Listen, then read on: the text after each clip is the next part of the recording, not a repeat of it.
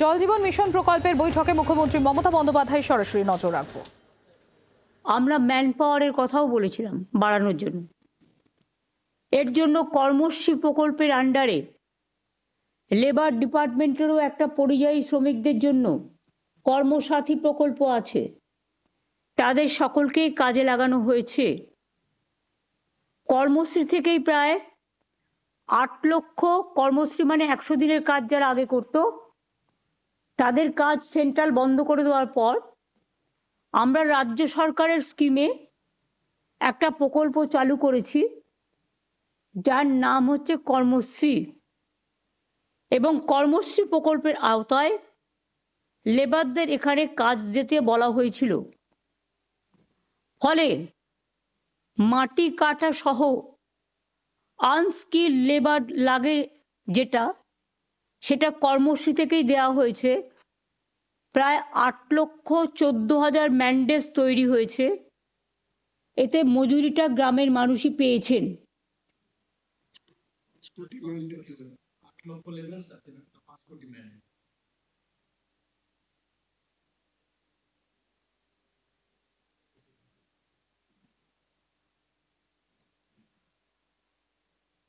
ইনফরমেশনটা আমার কাছে ভুল এলো কি করে?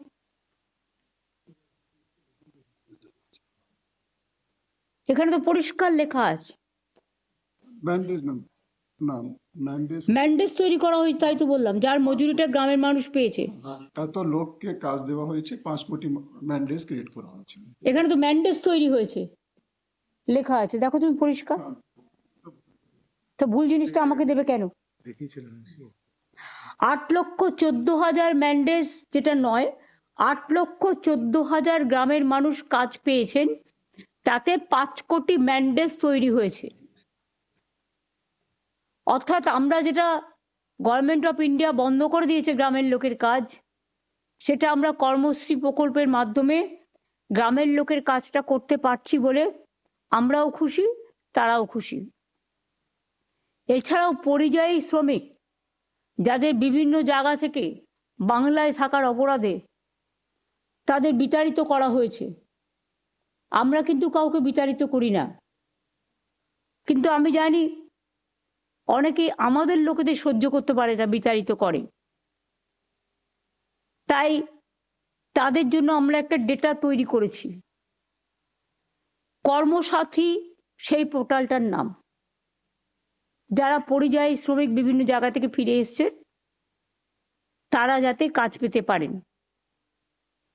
এবং সেখানেও 45,000 পরিযায়ী শ্রমিককে জল স্বপ্নতে কাজে নেওয়া হয়েছে।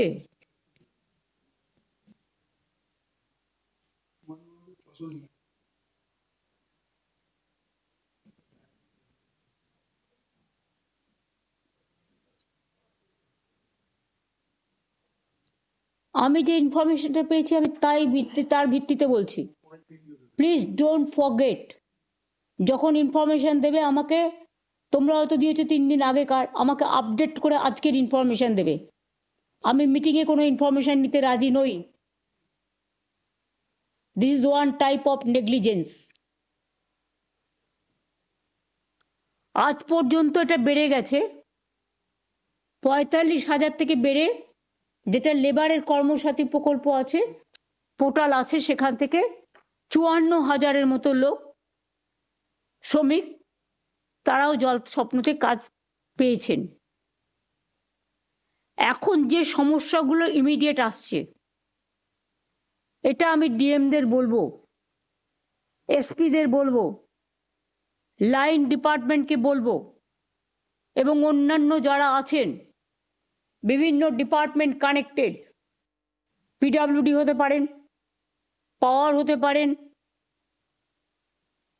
রোড হতে পারেন,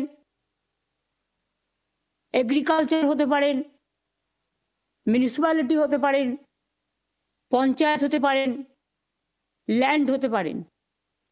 জল স্বপ্নের পাইপলাইন পাতার সময় যে রাস্তাগুলো কেটে ফেলা হচ্ছে, কিন্তু হয়ে যাওয়ার পর আর সারানো হচ্ছে না। যে ডিপার্টমেন্ট লাইন কাটছে তারপরে সারাচ্ছে না, তার উপরে কিন্তু টাকাটা চাপবে, এবং যে আধিকারিক দায়িত্ব নিয়ে কাজ করবে সে যদি কাজটা ঠিক মতো না দিতে পারে তাহলে টাকাটা তার উপর চাপবে, এটা মাথায় রাখতে হবে। কনসার্ন মিনিস্ট্রি এবং সেই আধিকারিক এবং ডিএম বিডিওরাও এটা থেকে আশা করি দেখবেন যাতে এটা না হয়।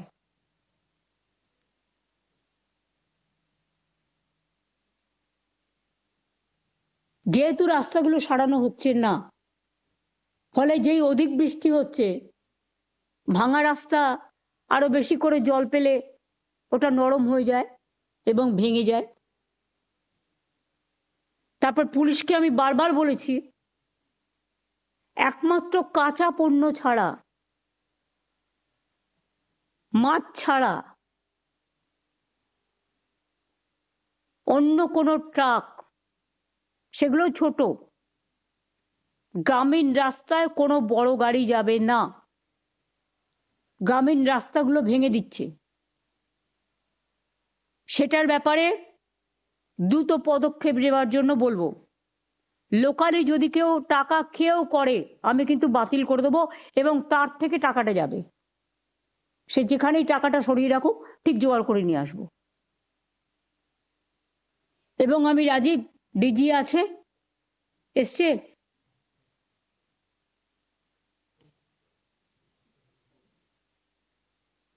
চলে গেছিল। তুমি এটা ডিজিকে বলে দাও হ্যাঁ, আমি নোট করলাম।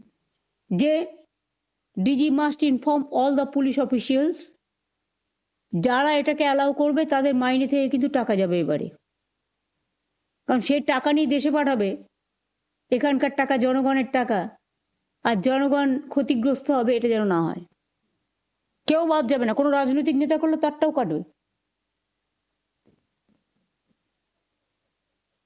আপনারা সবাই জানেন যে পথশ্রী প্রকল্পে আমরা কিভাবে একটার পর একটা রাজ্য সরকারের খরচায় গ্রামীণ রাস্তার কাজ সেন্ট্রাল বন্ধ করে দিয়েছে।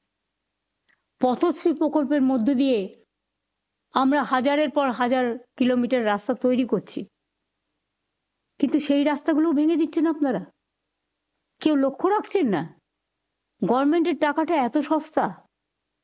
আমি তো একটা সার্কিট হাউসে গেলেও আশা করি ডিএমরা নিশ্চয়ই জানেন যে আমি বিল দিই, নিজে থাকার ভাড়া দিই এবং খাবার খরচা দিই, কারণ সরকারি টাকা আমার খুব গায়ে লাগে। তো আপনাদের কেন গায়ে লাগে না? এটা গভর্নমেন্টের এক পয়সা, মনে রাখবেন এটা জনগণের পয়সা। জনগণের পয়সাটা কেউ মিসইউজ করবে, অপব্যবহার করবে, সিস্টেম বেঁধে দেওয়া সত্ত্বেও এটা কিন্তু আমরা টলারেট করব না। যে ডিপার্টমেন্ট নেগলেক্ট করবে সেই ডিপার্টমেন্টের হেড থেকে শুরু করে হেড ক্লার্ক পর্যন্ত আইনত ব্যবস্থা যাবে। কারণ আমি যদি ভুল করি আমার বিরুদ্ধেও আইন না হবে, আপনি যদি ভুল করেন আপনার বিরুদ্ধেও হবে, এখানে কোনো ডিসক্রিমিনেশন নেই। আবার কিছু রাস্তা করার সময় কন্ট্রাক্টর তাড়াহুড়োতে পাইপ ভেঙে দিচ্ছে জলের, রাস্তা তৈরি করতে গিয়ে ভেঙে দিয়ে পালিয়ে যাচ্ছে, ভাবছে আমার আর কি, এটা তো আমার ডিপার্টমেন্ট নয়। সবটাই গভর্নমেন্টের ডিপার্টমেন্ট। তার মানে there is a coordination gap between one department to another department. যার কাজ সে করে যদি পালিয়ে যায় সেই টাকাটা তার ঘাড়ে চাপাতে হবে।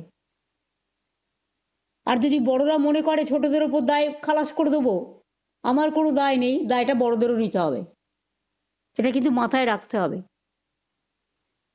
কারণ জাস্টিস শুধু নিচের দিক থেকে হয় না, জাস্টিস ওপর থেকে নিচে আসে। বৃষ্টি যেমন নিচের থেকে ওপরে যায় না, ওপর থেকে নিচে আসে, সেরকম মনে রাখবেন বিচারের বাণী জানি নির্বিতে না কাঁদে, সকলের জন্য সমান অধিকার। আমি বিশেষ করে পেয়েছি পিডাব্লিউডি, পিএনআরডি, জেলা পরিষদ এর আওতা থেকে বাইরে নয়, তারাও যদি সাধু সাজার চেষ্টা করে আমি অ্যালাউ করব না। এনবিডিডি, এদের সবাইকে বলবো, সুন্দরবন ডেভেলপমেন্ট, পশ্চিমাঞ্চল উন্নয়ন কমিটি, সকলের সাথেই কিন্তু কোঅর্ডিনেশনটা বাড়াতে হবে। সরকারের একটা দপ্তর আর একটা দপ্তরের সাথে কোঅর্ডিনেশনের অভাবে গভর্নমেন্টের টাকা খরচ হবে, মানুষ জল পাবে না, রাস্তাটা খারাপ হয়ে যাবে। আবার টেলিকমিউনিকেশনও এটা করে, টেলিফোনের লাইন লাগাতে গিয়ে ভেঙে দিয়ে পালিয়ে গেল। তাদের ওইখানেই ধরতে হবে যে আগে তুমি সারাবে, তারপরে তোমার এখান থেকে কানেকশন নিতে দেবো, নালে হবে না। পরিষ্কার, এখানে কোনো লেম এক্সকিউজের জায়গা নেই।